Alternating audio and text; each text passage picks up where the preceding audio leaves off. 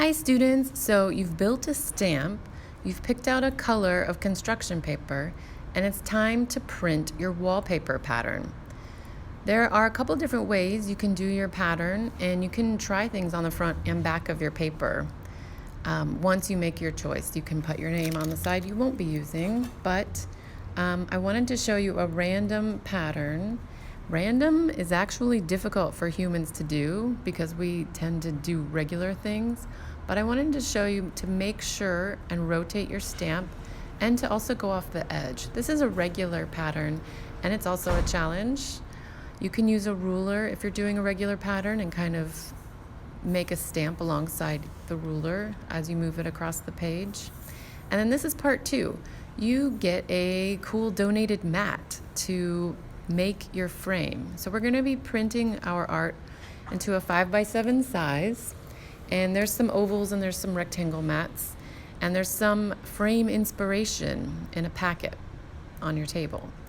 You can use a gold or silver pen to use line work, no coloring in with a Sharpie, but just line work to make a gilded, beautiful frame for your art, to show reverence to the classic ways things were done, but also to kind of poke fun at it.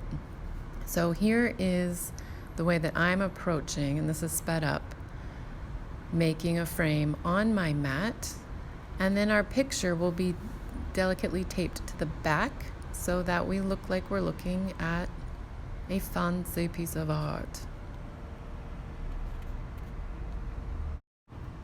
And so here it is, ready for the art. So the other thing you might get to, or something I at least want you to know about, is that you can look in the photos on your iPad and you'll see yours and a lot of other people's. Try not to poke any fun. And you'll also need to get a picture of your wallpaper. It should be in focus, which you can do by touching the screen. It should fill the entire frame. Mine looks okay, except there's a little piece of table on the left-hand side. So I'm using the cropping tool just to snip off that bit, but we want a nice big shot of as much of your wallpaper as possible.